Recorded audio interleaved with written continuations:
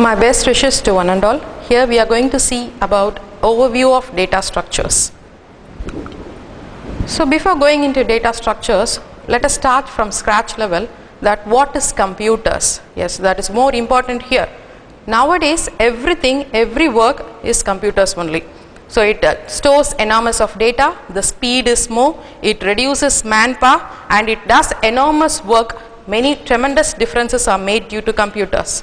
So we go in for computers for certain automated works. So from the basic, what we are going to see here is what is computer. Okay, as we already know, it is an electronic device that it stores the input, manipulates it and gives output in form what we require. So that is what computer is. To make computer work, we need to communicate with computers. That is what the basic requirement is. So for that we are going into help of languages. Okay, we want computers to do certain work based on certain particular purpose. For that, what we are going to do, we are going to request computer to do particular work. For that we need the help of languages. So from in languages we need to write programs. Okay, what is a program? So the program is the set of instruction that is what we are going to give to the computers to make our purpose serve. Okay, so for this thing what we require, we need to write a perfect program in order to make computers to work. Okay, so what is a perfect program? A good algorithm and a good data structure combined together gives us a perfect program. So algorithm and data structure play half and half the role to give us a good program. So data structure is more important for a program, for a good program. So what we are going to do now, why data structure is important? We can write more than one program for a particular purpose. That is what the thing is. We can, for a particular purpose, we can write more than one programs, types of program. But the best program is selected based on good data structure and good algorithm. For that only we are moving to data structure. What is a data structure? Okay, so before going into a data structure, what is data structure, we will see what is data is. Okay, a piece of information is what called as data. Okay, we store the information and we use that whenever we require. For example, in a class record or a register, the name, register number, roll number, they are called as data. Okay, so this data is going to be stored in memory through a program. Okay, so what we are going to see now, how we are going to organize this data in memory. That is what data structure is. Okay, data plays a major role in a program and the storage of data should be concentrated. Okay, so how this data is organized in memory. Okay, that is what data structure is. So what are the types of memory representation in data? So coming to a library, you can define a structure, how the books are being arranged in a vertical way, or it is having a catalog or some other thing. The arrangement is more important so that you can take a book from the library. Similarly, data arrangement is more important so that how speed I can retrieve the data, how accurately I can retrieve the data. Okay, so this data memory representation is classified into two forms. One is linear relationship, other one is non-linear relationship. Okay, so what are the data that comes under linear relationship? So for example, if you see months, days, number, months in a year, January, February, March, April, so it has some linear relationship with that. Similarly, days, weekdays if you take, after Monday, Tuesday, Wednesday, like that, there is a linear relationship between these data. So they come under the category linear relationship. The second one is non-linear relationship data, that is hierarchical in form. For example, if you take address, okay, so we are here in Dindigul, at Tamil Nadu, in India, in Asia, like that, there is an hierarchical relationship between the data. Okay, so that is what the family, hereditary, the address, they all come under non-linear relationship data. So now we are categorized the two types of memory representation of data, that is linear and non-linear. So now we are going to see what is the type of data structures that we have got for linear relationship. Okay. So if you look into this, the types of data structure for linear relationship is arrays, stack, queue. Once again, queue has certain types, linked list, and a linked list also has certain types. So these come under the category linear relationship. Okay. Next one is hierarchical, that is non-linear relationship. They can be represented using trees. Tree is a big topic, and it has many types of trees are available here, and graphs. Okay. These two are the type of data structure used to represent linear relationship, that is hierarchical relationship data. Okay. So first we are going to see the non-linear data structure, that is the first topic is stack. What is a stack is? Very simple. Stack concept, how I am going to arrange in form of stack, how the data is arranged in memory using stack. Okay. That is nothing but last in first out. If you see wearing bangles, a tiffin carrier like that, it has certain order, it is arranged in order only, but what order? Last in can be removed first. Look at these books, how they are arranged. The red book is first placed, okay, but that can't be removed first. The which book is placed at the last position only will be taken out. So if you see here, this is the input and this is output. This term is called as push and this term is called as pop. Okay, what are the operations available here? That is what already I have told you, push, pop, and empty of stack. We are going to check whether the stack is empty or not, and we can see what is the element that is in the top of the stack. Topmost element can be seen. Okay. So next one, what are the stack applications? This is very important. There are many concepts behind here, but we need to learn the exact applications of these things. Okay. So if you see here, what are the types of applications available? Reversing a list, polish notation, conversion of infix to postfix, evaluation of postfix, converting and infix to postfix expression, evaluation of prefix expression. That is what. Okay. So these are the basic 6 types of conversion here. Okay. So first one, reversing a list. Very simple concept. When a list of element is given, if you want to reverse these elements and see, you can just read from the top of the stack so that the list is being reversed. Coming to polish notation, many might think, what is this? So this plays a major role. Without knowing, you are using this application day to day life. I need to tell you an example. Okay. So you are working in a calculator, you are working in a system about an expression. How this expression is being handled. For example, if you see, look into this infix notation, A minus C into B. This bracket, as human beings, you will recognize that first you need to evaluate this bracket, then you need to multiply with the B element. But what the thing is, the system, calculator or system doesn't recognize the bracket and the purpose of this bracket. So what they will do, for this purpose we are using prefix or postfix notation so that whenever you give the input here, it will be converted into prefix or postfix form and then only it will be evaluated. Your calculator does this work. Okay. So this is what the polish notation is. So infix, prefix, postfix. Infix means the operator, that is A plus B, operator is in position. Okay.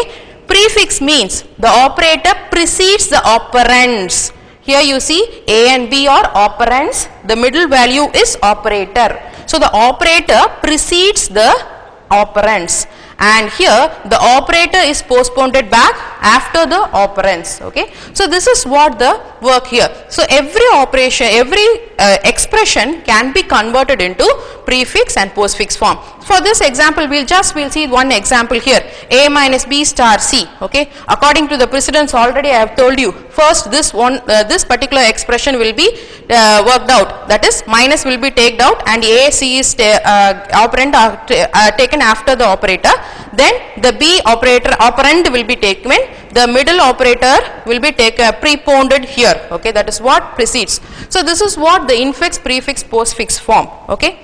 So the thing is, we need to evaluate this. Okay. So we need to evaluate how this particular operation takes place. Okay. If you see here, this conversion of infix to postfix expression, we will see the link. Coming to stack applications, we can see the conversion of infix to postfix expression now. So if you keenly notice, so this is the infix expression here. You can see 4, this dollar symbol is to the power of symbol. So whenever we get an operand, the operand is pushed to the postfix string and the operator is pushed inside the stack. Okay. So once again 2 is an operand, it is taken in the postfix string, and here star is an operator, it is taken into the stack.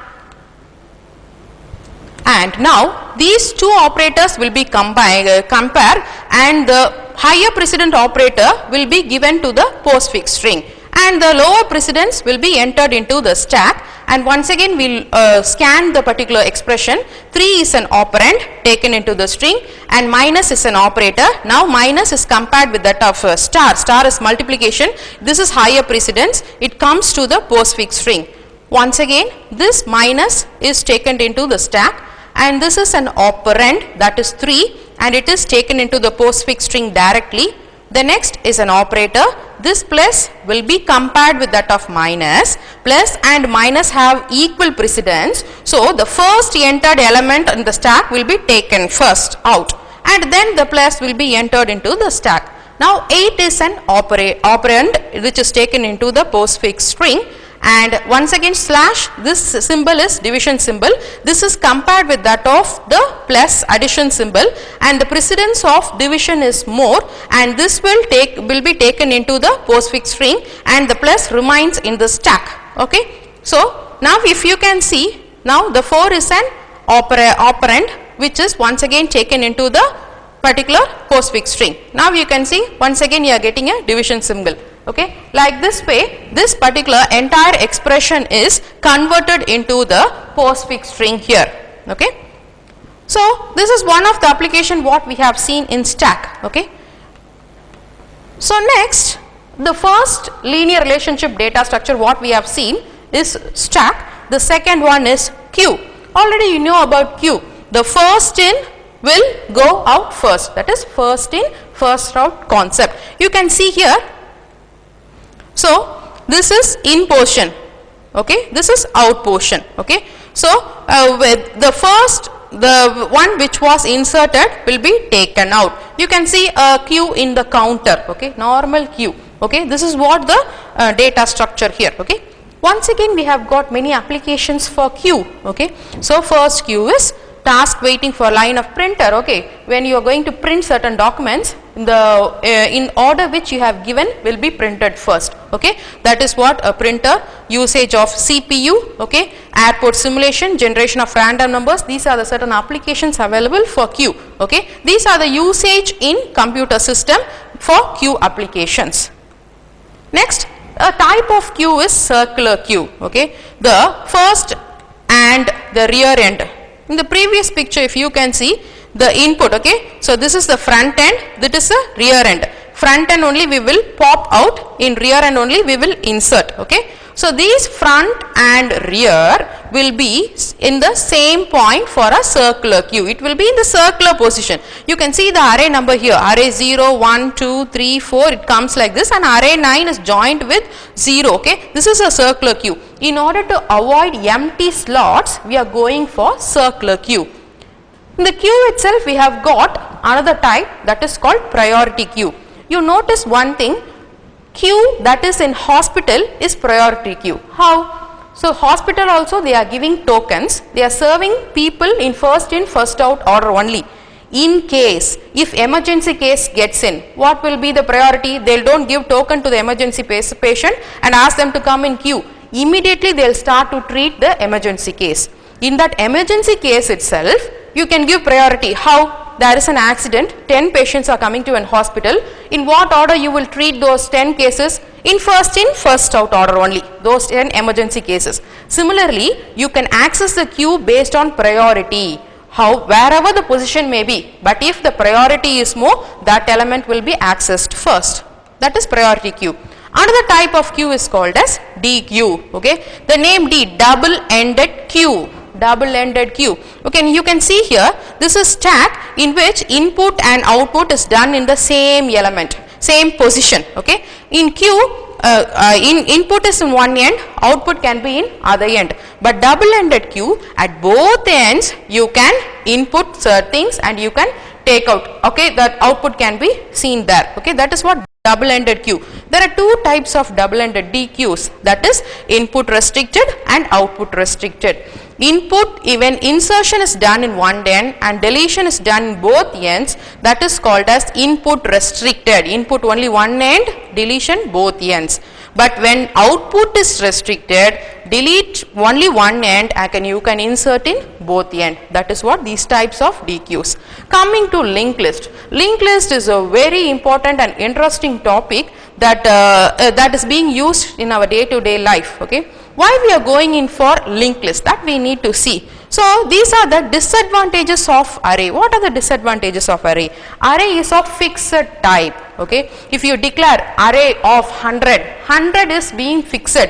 When after writing 600 lines of program, at 601th line you need a position of 101, you can't use in an array. What you need to do, you need to go back and extend the array location, then only you can come back. So this is what fixed thing. Even insertion and deletion is of course a problem in array. If you want to insert any element, you need to push all the elements one point aside and then you need to insert. When you delete any element, you need to once again pull all the elements one position front. So this is a time consumption factor. Similarly, if you see, and it needs a chunk of memory, a block of memory is allocated, 100 consecutive places. You need to get 100 consecutive places in a memory. But whereas linked list, if you see here, any position, you can see the number here, 203 position, a particular node is there. Another position is in 3000th place. Another once again in between 2000 and 3000.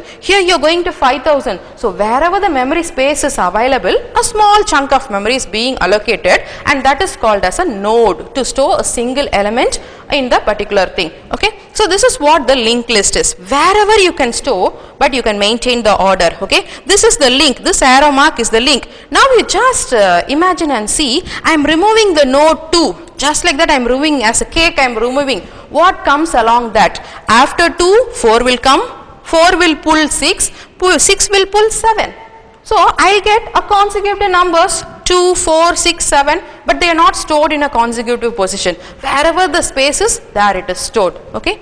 So next, coming to the list, this is what the definition of linked list. The main thing what we are going to see here is the linked list is consists of many nodes. So how this node is being defined? So this is the very important thing, that is the structure of the node, which structure itself, you know, structure is nothing but it occupies a memory space and a whole lot of memory space. Okay, that is what a structure is. So under the name it is occupied, one portion is reserved for data and the next portion is being reserved for a pointer. Once again you see the previous thing. Okay, this is data, this is next position, I mean the next address position of the element, that is force address 2184 is given here. So this is the data part and this is the next part. This next part, the data part, data type is integer. You see here integer, but next part if you see here 2184, this data type is nothing but the structure of the node itself. The node itself points it. Okay, so that is what this particular node is being defined. Okay, coming to this, how this is implemented in operating system using this functions malloc, calloc, free, realloc. Okay, so how this is being implemented here? If you see here, this is what the pointer declaration, an integer data type that is being stored here is going to be pointed, a memory is being allotted for that. So using this particular line, okay, you allot a particular pointer to the memory area, okay, of 2 bytes. Okay, so next, what are the types of linked list? So types of linked list, once again, singly linked list, doubly linked list, circular linked list. Okay, singly linked list is nothing but it points to the next node and you proceed like this. Doubly linked list is nothing but you can even point to the previous node, you can traverse to the previous node. And coming to circular linked list, the last node can point the first node. We have seen circular queue is, the similar concept is given here. So So coming to singly linked list, what are the operations available here? Of course, insertion, deletion, there are many operations. So the main operation here is insertion. How I can insert an element in this particular singly linked list? Here you see the particular thing 2, 4, 6, 8. The elements are given here. I need to insert element 5 in between 4 and 6. How I am inserting? Very simple. The next address of 4 is given the new node address, and the new node next part is given the 6th, that this particular node address. So the insertion has done here, that is insertion. Okay. So similarly deletion. So the insertion I already have inserting in front, that is here, inserting in the last, that is here, and this is in the middle. Okay. Next one is deletion. Okay. So how I can delete? The same concept. You are just swapping the addresses. Okay. The first node address here, it points the second node. But what I am going to do? I am going to make it to point the third node. Okay. So automatically this second node is being deleted here. Okay. So once again deletion also takes in front, last and middle.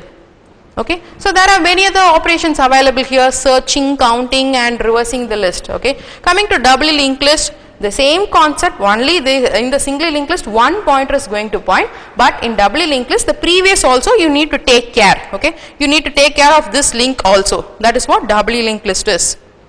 Coming to sorting techniques. Okay. So what is sorting? We already know sorting is nothing but arranging of elements in a particular order. Why we need sorting?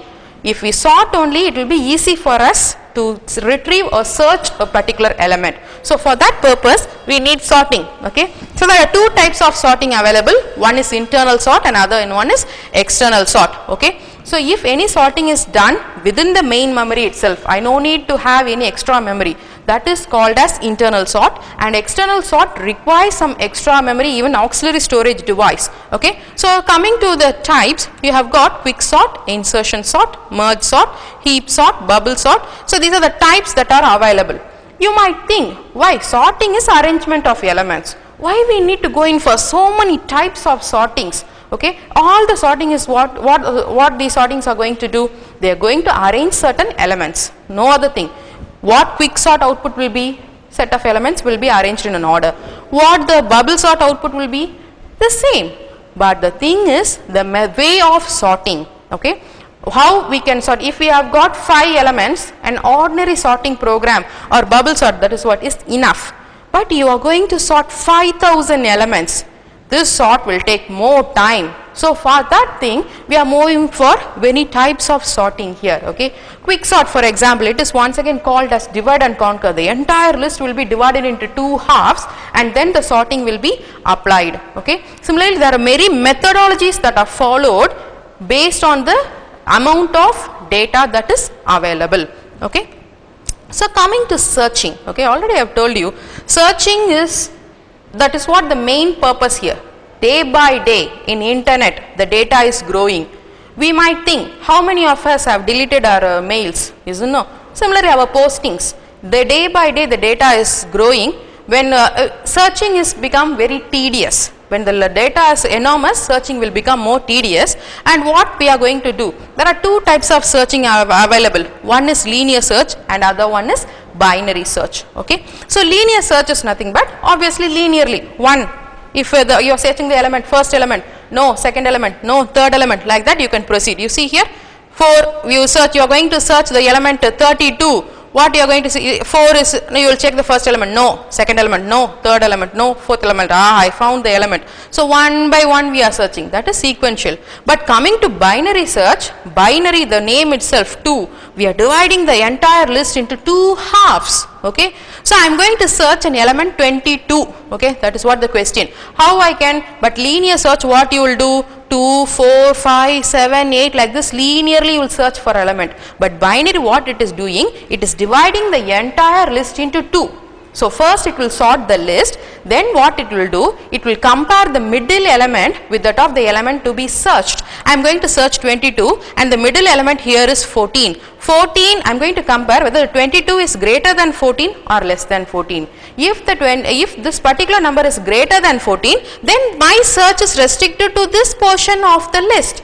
I immediately eliminate the first half of the list. the entire search is divided into half. That is what the major task. So the time will be divided into half, the searching time. Okay. So I am searching 14 is greater than 22, so I take this half of the list. In this half, once again I take the middle element, whereas 22 is less than 25, so I will take this half and this half will be eliminated. So coming to this half, once again 19 I will choose the mid element, 22 is greater than 19 and arrive to the position. Just 3 steps I have got the answer. Whereas if you would have gone for linear search, nearly 9 to 10 steps you would have taken to find the answer. Okay.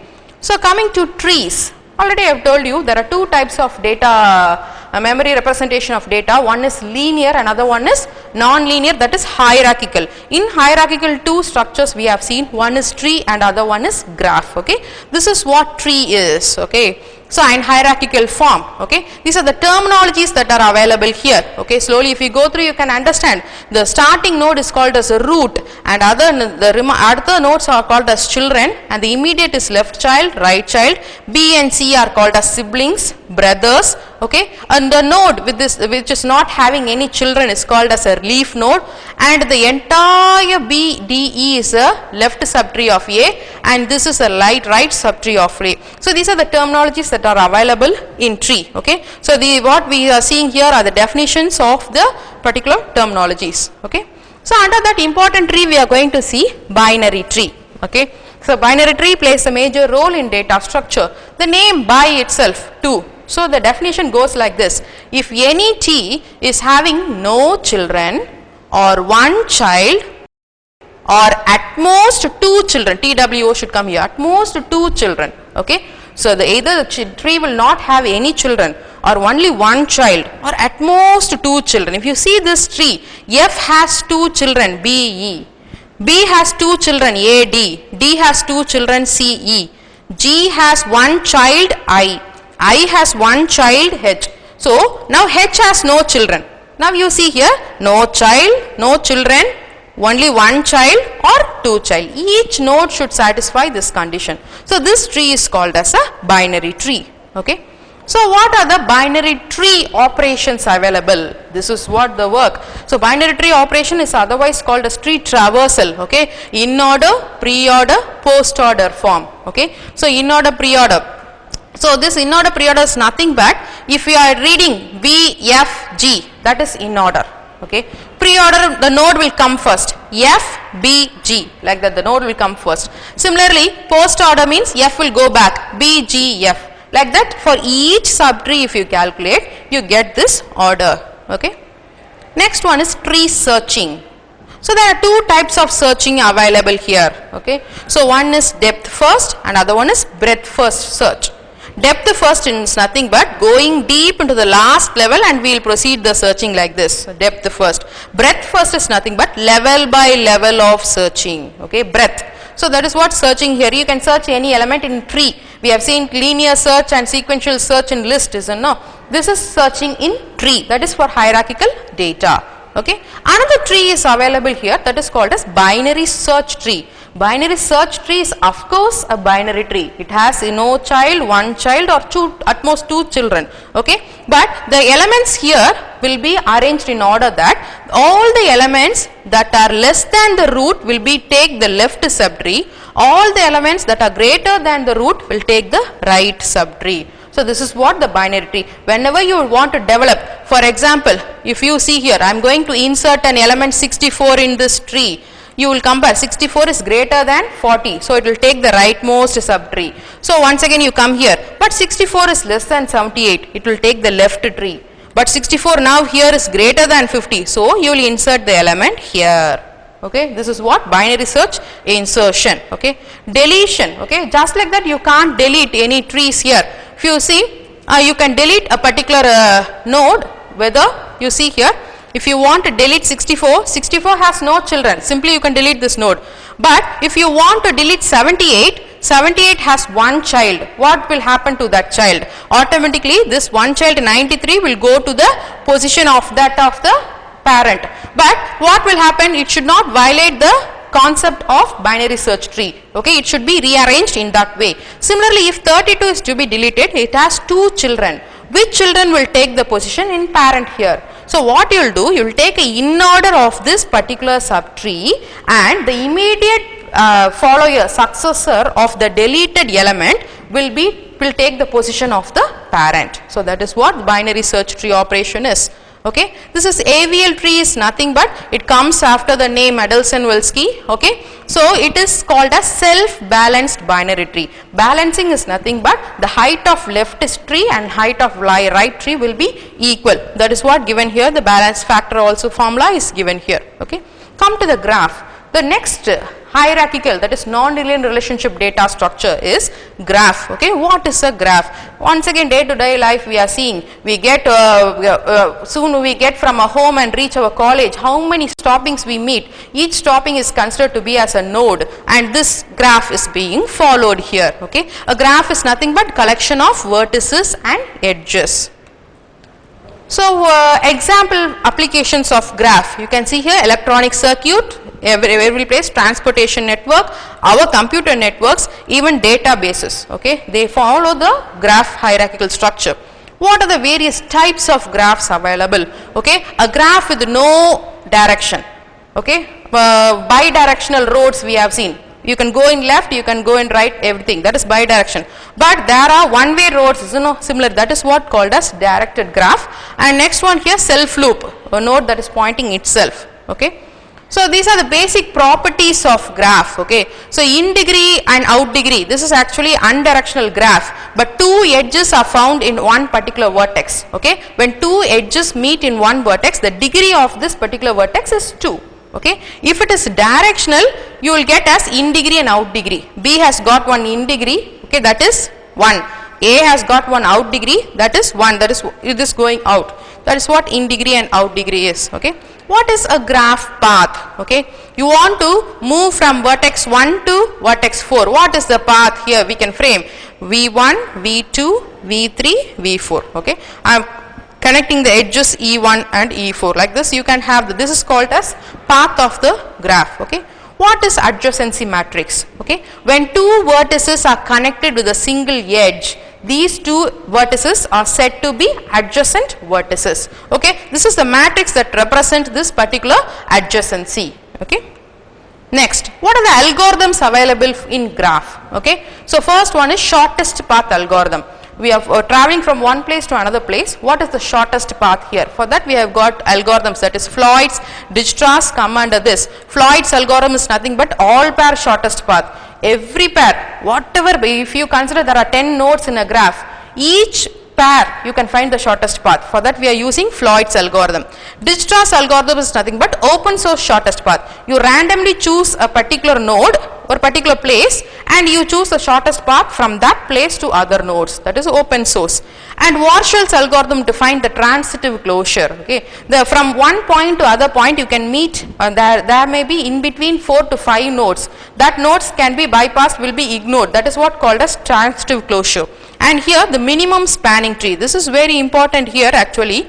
What is a spanning tree? Okay, a spanning tree is nothing but all vertices will be connected in a graph but cycle will not be formed. That is what a spanning tree. Okay, you can connect all the vertices in a particular graph but it does not form a cycle. That is called a spanning tree.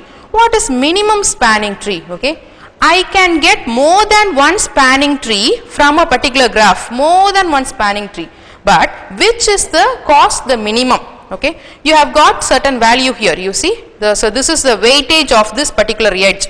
Like this, you have got more values and you need to find which one is the minimum. That is called as minimum spanning tree. Okay, to find minimum spanning tree, we have got two algorithms. One is Prim's algorithm, other one is Kruskal's algorithm. Okay, coming to Prim's algorithm, if you see here, it starts from a vertex. Okay, it starts from a vertex and it searches immediate next vertex with low cost. Okay, that is nothing but from A you can go to H as well as B, but which one is low cost? From A to H is 8, from A to B is 4. Okay, so 4 only is chosen. The next thing you see, so this is one path confirmed. From B, you are standing in B now. Now you need to look which one is the next nearest. Okay, from B you can move to H, similarly to C. but C only is the shortest path, that is 8, the weight is 8. So you move to C. Similarly from C you can move to D, F, I, but which one is smallest?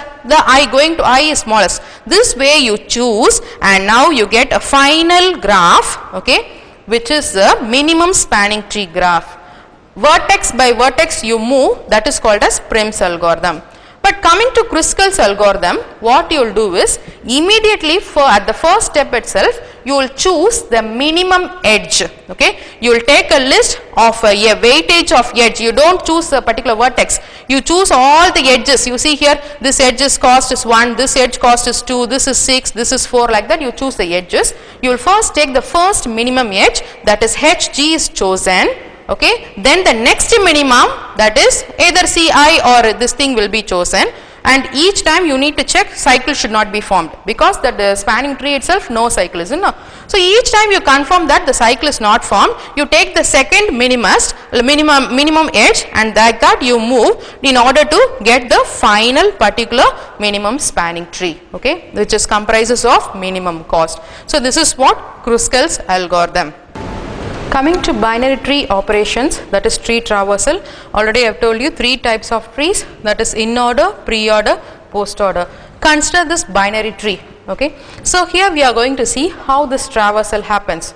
So coming to in order traversal, first we will visit the left subtree, then the right subtree, and this is the node, okay. You can find out this is the left subtree and this is the right subtree, and this will be the root node. So this is how we are going to visit now. Coming to in order, first we will visit the left subtree. Once again we apply the same concept, the in order traversal in left subtree. Here this is, of course, here this is left and this is right, and this is node of left subtree. So how we are going to visit for in order, okay. First left is being visited, that is D, then node will be visited, that is B, then the right tree will be visited, that is E. So left subtree is completed. Now you visit the center node, that is A, and now you move to the right subtree, that is C. This is what the in order traversal of this particular tree, okay. So now we move to the pre-order traversal. So pre-order traversal is visiting the node first, root node first, then the left subtree, then the right subtree, okay. According to that, so here we are going to see pre-order.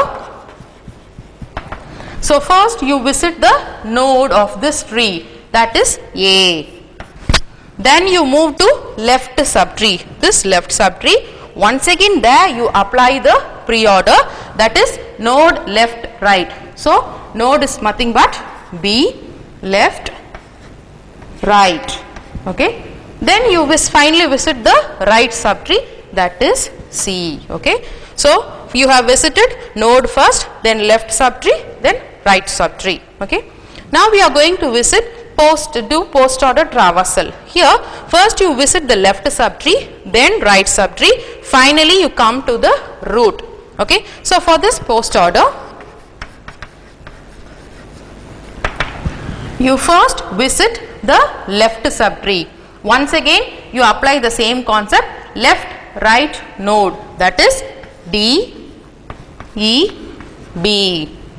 So the left is visited. Next we visit the right, that is C, and finally the root node A, okay. So that is what the traversal here, okay.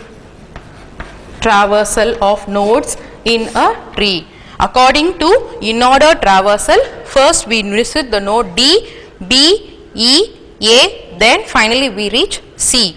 According to pre-order traversal, we visit the in order A, B, D, E and C. According to post order, we visit D, E, B, C and A. So this is what the tree traversal is, visiting all nodes in a particular tree.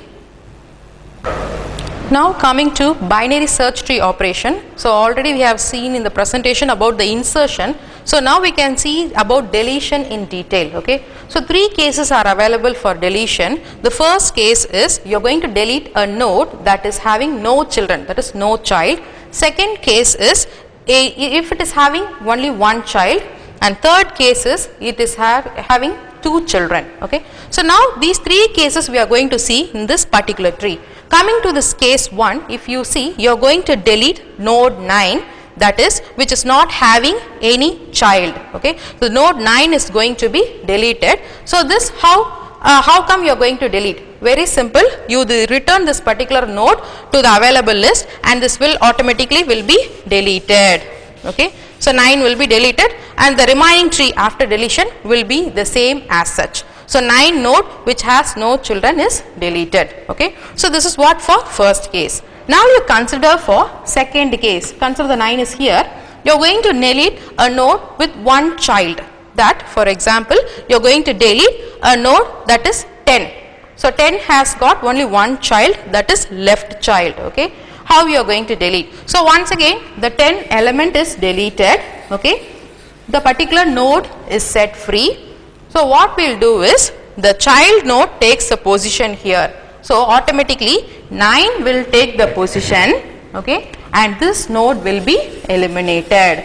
So this is the resultant of the tree which where one child node is being deleted. Okay. So now we take back the original tree here and we are going to see the third case.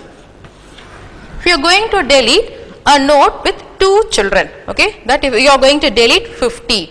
Now you see here 50 has got two children, the left child is 47 and the right child is 64. Now the confusion is you can automatically delete the 50, but which element is going to take the position of 50? For that you take the in-order traversal of this particular tree. In-order traversal is nothing but, so in-order is nothing but here, already I have told you, that is left node right. Okay. So that is 47, 50 and 64. So the in-order of this particular 50 is this thing. Okay. So here in this in-order you check into the element that is going to be deleted. You are going to delete the node that is 50. The immediate successor of 50 is considered to be the element that is going to take that position. The immediate successor of 50 is 64. Okay. So the position of 50 will be replaced by 64 and the element will be, this node will be deleted based on no children node. That is what this particular node will be once again eliminated, and the final sub tree what we get at a deletion of 50, the node that has got two children. Okay. So this is what binary tree operation, or that is deletion operation for this particular tree, binary search tree. Okay. This is what the overview of data structure what we have seen, starting from stack we have seen up to graph. Okay. Hope this would have given you certain idea about data structure. Thank you.